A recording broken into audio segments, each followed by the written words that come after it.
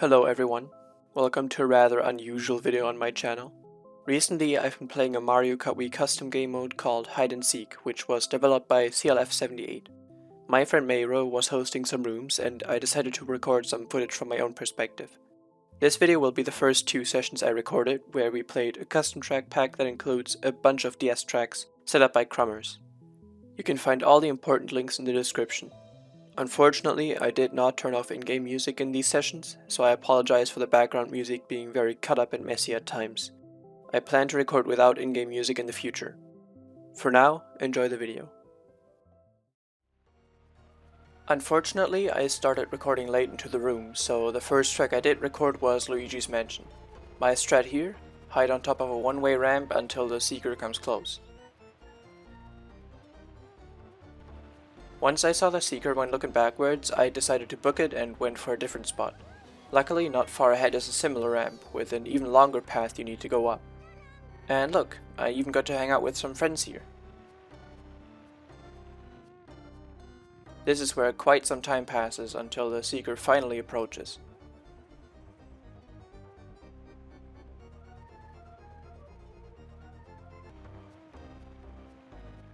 Since we weren't hidden very well, they immediately went for us, but I managed to get away without being followed. So you know what that means, back to the ramp we go. While I was just sitting here on top of a ramp in the open, minutes pass and everyone except for one other person is found.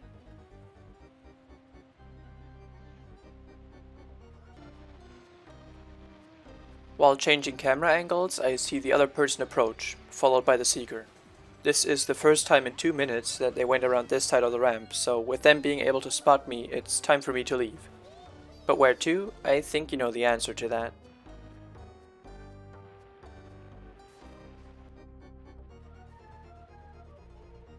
Unfortunately, this time I don't get left alone for long.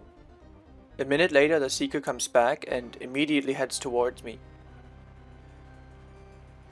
With no other people around, this time I won't be able to get away without being followed. Which means it's the perfect time to say hi to my favorite ramp and make use of the triple mushrooms I've been holding. This cut gives me a little bit of time, but the seeker is still on my tail. Luckily they forgot about my other favorite spot and I buy myself some time when heading for the right path. Of course, the seeker immediately notices and turns around, and this is where one of the funniest accidents happen.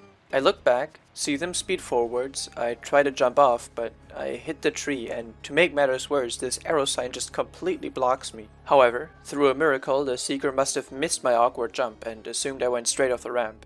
This allows me to actually get away, so I go and visit my good friend. Some more time passes on the ramp, and as the seeker comes back around, the mistakes keep coming. For some reason, I release my mini turbo here and go off the ramp, even though the seeker was not going for me. This means I now have no option other than to run. With 15 seconds on the clock, I might just be able to stall long enough. That is, until I go off this ramp and fly straight into a tree, which spins me out. However, the gods seem to be happy with me today, and the seeker just drives straight past me, and I managed to barely survive on Luigi's Mansion. The next track on the list was Desert Hills, and you already know where I want to hang out. After some failed attempts, I managed to get the perfect amount of height and land on the wall with 2 mushrooms in my inventory as well.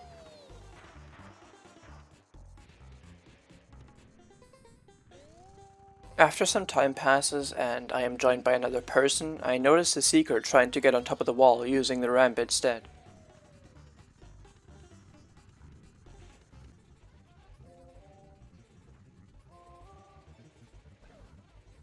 I watched them fail for a while until I decided to just leave the wall. However, with no other good hiding spots in mind, I decided to just mess around and go for the wall again. My plan was to just keep landing on the wall and going off, a fun way to pass the time, I guess.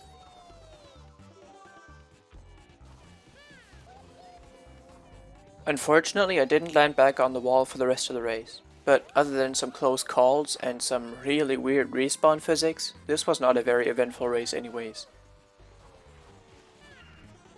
So I survived it too.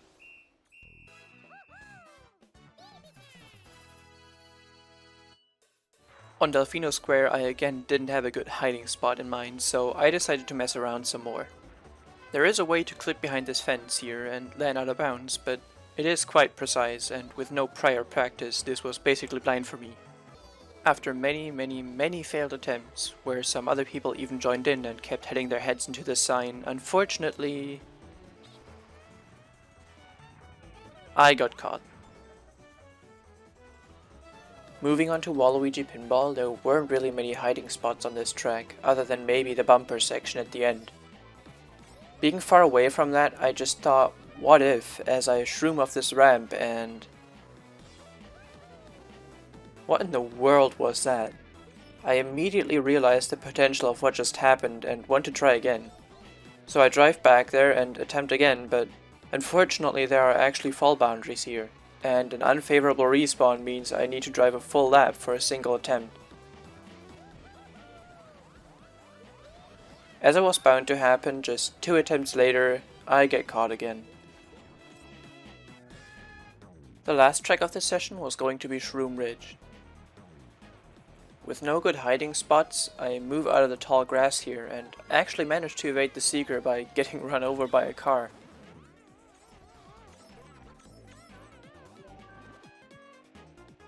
Just as I think, I found an alright spot, hidden in a corner after the tunnel, thinking that there is no way the seeker would look here, and having perfect vision by being able to look through the wall next to me. They just run straight into me while chasing another player. What a disappointing way to end this session. The first track of the next session was DK Pass. Unfortunately I had my game audio muted, and without hearing the seeker come up to me, I was caught within 30 seconds. So the best footage I can provide of this race is Mayro hanging out in this spot where she was for the entire 10 minutes of the race. Thankfully Mayro said she wanted to be the seeker on this track too, so you'll get to see the track in action later on. After that poor start, TikTok Clock was next, where the only decent spot I could think of was behind this green pillar, trying to blend in as Green Shy Guy. While it is possible to drive this track backwards and up these gears, it isn't the easiest thing in the world, so I figured if anything, the seeker would be coming from behind me. This spot worked surprisingly well, at least until the seeker started investigating these gears more thoroughly. In hindsight, maybe I might not have needed to run here, but it happens. At least getting caught allowed me to witness one of the biggest brain plays I'll ever get to see in this game mode, where Johnny perfectly uses this backwards gear to juke ZPL. Though to be fair, there were definitely times where Johnny should have been found. Bruh. All in all, this was a fun race though. Next up was Mario Circuit. I didn't notice the huge bushes around the track, so my best hiding spot was this pipe. A terrible choice. While I did have good vision of either side of the track, knowing if the seeker was about to approach, this was an extremely obvious spot and easy to check as well. So, not too long afterwards, this is exactly what happened. So, the chase was on. I was too exposed to get into any hiding spots, so for now I'd have to run, hoping to lose the seeker somehow. Not an easy task on a somewhat open track and with nearly 9 minutes left on the timer. Not getting caught in this respawn is a miracle.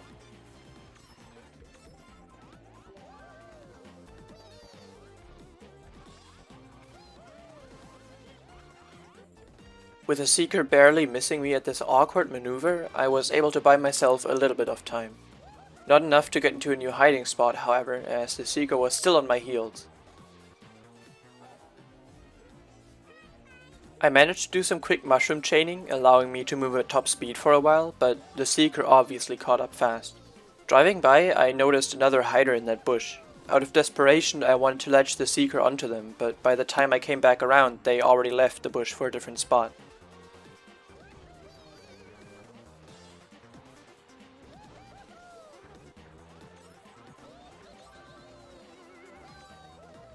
Going into this wall, I was lucky that the seeker missed me. Seeing them on the left of me, I knew that they were going to drive straight towards me. The perfect opportunity for me to shroom past them and hopefully buy myself enough time to get away. And it seems like this actually worked. I lost them. This start of the race was so exciting that I needed to relax in the bush for the rest of the race. And thanks to that escape, I actually managed to survive on Mario Circuit.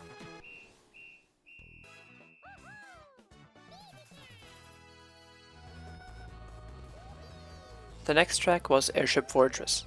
I wasn't exactly sure where to hide on this track, but when I entered this area I braked just before going off the ramp. I saw Mayro had managed to get up to these crates. I found my goal, and to my surprise, I actually managed to get it first try. So, for the next 9 minutes, Mayro and I would be sitting on these crates, watching the Seeker pass us countless times.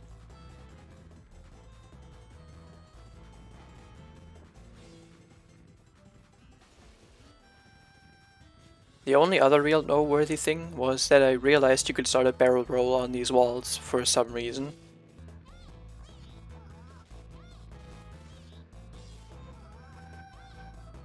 That's pretty cool, I guess.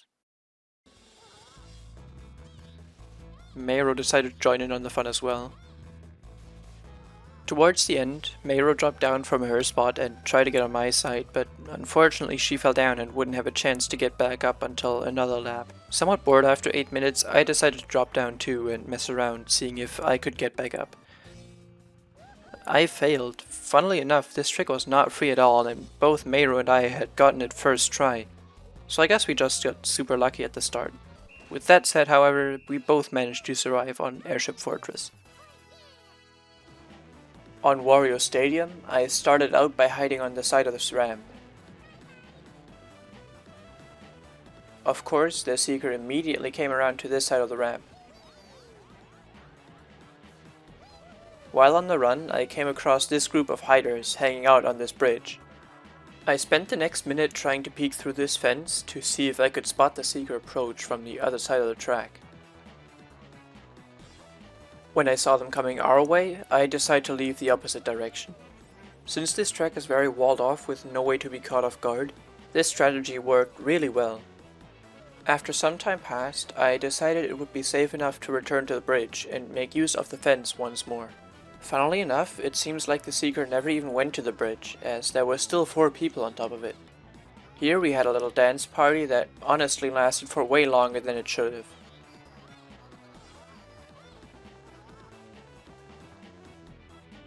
After being joined by a 7th person, I get an alert pop-up, which meant that the Seeker was below us at the starting area. This meant that it wouldn't be long until they came around to this ramp, so I decided to leave the party and find a safer spot. The spot I settled on was this tall ramp, which once again gave me a perfect overview of the track, so I could tell exactly when the Seeker would be coming near my spot. Looking around, I saw the Seeker not too far away from my hill, so once again I figured it would be best to avoid them entirely by driving away. For the rest of the race, I basically switched between these two spots, looking out for the Seeker coming my way and avoiding them whenever they approached.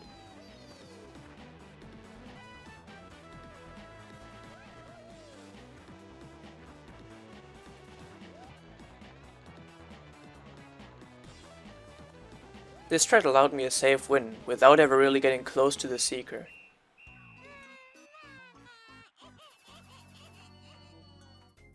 The next track was Classic Peach Gardens, which I wrongfully assumed would just be the Wii version or something similar to DS Peach Gardens.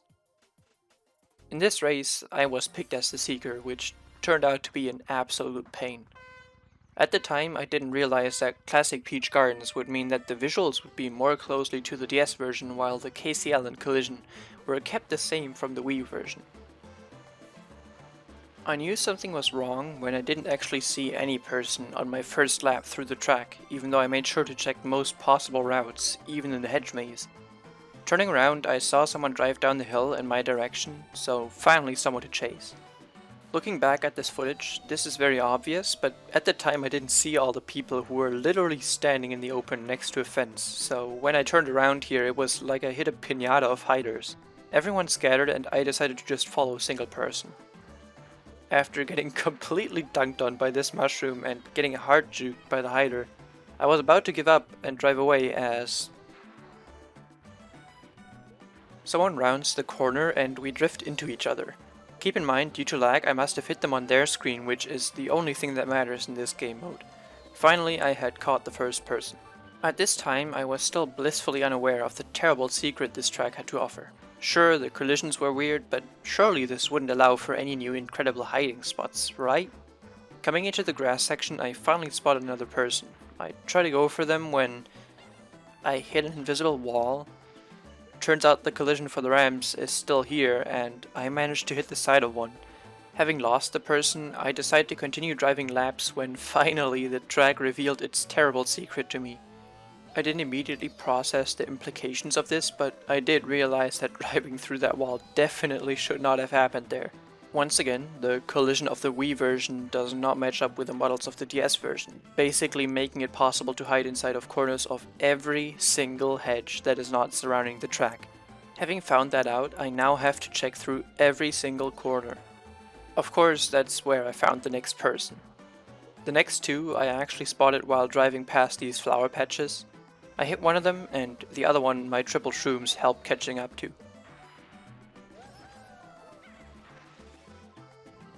Now, certain that I found everyone hiding towards the end of the track, it was time to tackle the worst part of this track. Just as I got started checking through the corners of the hedges, I saw someone try to sneak past me. Unfortunately, I didn't catch up to them, and when I was certain I lost them, it was back to the maze.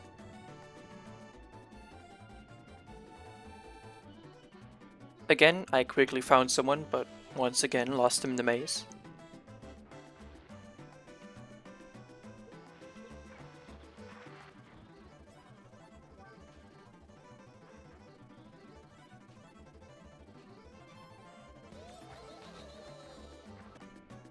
The next hider I found was also hidden in a hedge, but this time they didn't get away.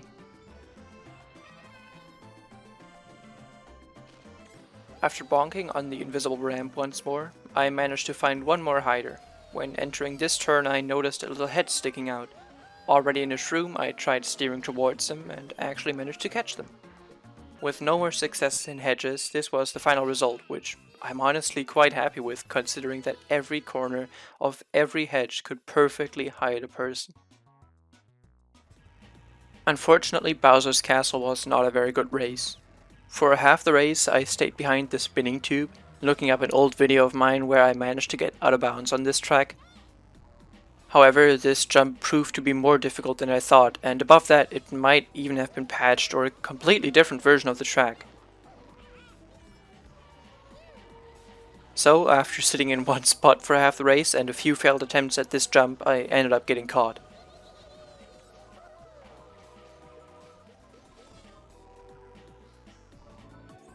The last unique track of the session was naturally Rainbow Road.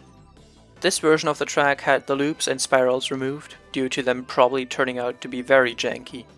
In their place, I came across this cannon, which is always a great place to stay since they are one-way trips 99% of the time. After seeing the seeker approach the turn before the cannon, I bailed and decided to run. Seeing the seeker here meant that they had gone through the cannon as well, so I decided to return there once more.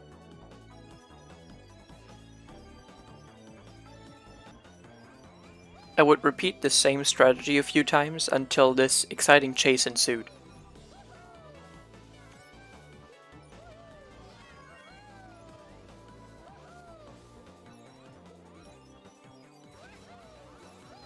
With the seeker right on my tail, I was coming up on the cannon. Knowing that this was going to be the best place to lose them, I barely ran into the wall right before the cannon. The seeker didn't react in time, and I was safe for a while. Feeling overly confident, I went through the cannon again, and not paying attention to my screen, I ran right into the seeker's waiting arms. A very silly way to end this race, but at least it had its highlights. As mentioned earlier, Mayro wanted to seek on DK Pass and Airship Fortress, so enjoy these two bonus races. Starting on DK Pass, I went into the same spot that I was found in so quickly in the first race. However, this time I did have game audio and was confident that I would at least be able to run for a bit if I was found. I somehow managed to avoid Mayro here. It seems like she had tunnel vision on another player chasing them backwards. However, unsure how long she would stay in that area, I decided to just keep going forward. After one more barrel roll, I saw the star warning pop up, so it was time to leave this place. Coming up on these turns, I noticed how little vision you have around these corners. Especially if you know the layout well, you are very unlikely to stick to the left wall here. and even if I would be in the Seeker's field of view, I could easily shroom past them and run backwards. I didn't have to wait long for Meru to come around my corner, spotting me right away. As planned, these corners were proving perfectly for losing the Seeker. And to my luck, while going backwards I came across several other hiders, letting me off the hook for now. Assuming that Meru was chasing other players forwards, I decided to make my way around the track in the same direction, only stopping at the top of this ramp. However, Meru immediately showed up. Being ahead of the other hider here meant that if Meru was following us, she'd go for them first, which would buy me enough time to get into my genius spot again.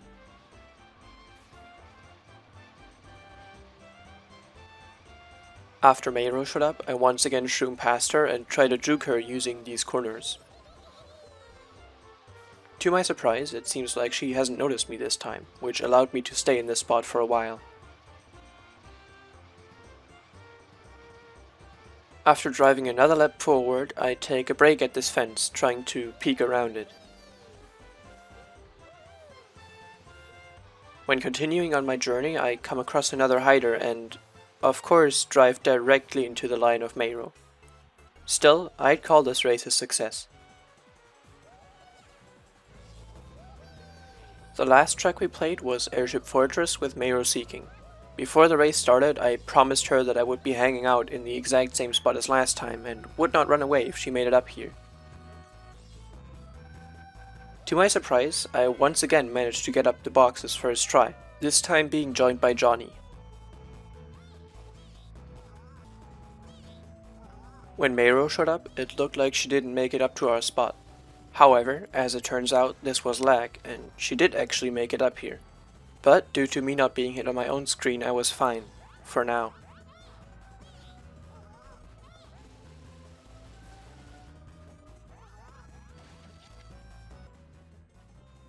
As to be expected, Meru would show up a lap later, and this time she did make it up on my screen.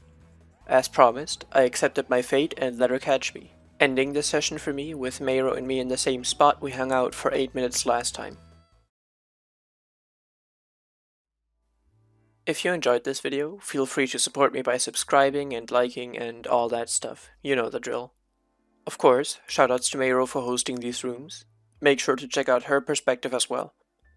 Shoutouts to everyone who helped make this awesome game mode possible, and shoutouts to the creator of this custom track pack and the track creators themselves.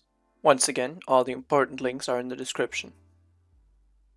If you like this kind of video, feel free to let me know. I definitely plan on making more of these in the future, although I'm still unsure about the style of commentary I want to go for. Thank you all for watching, and take care.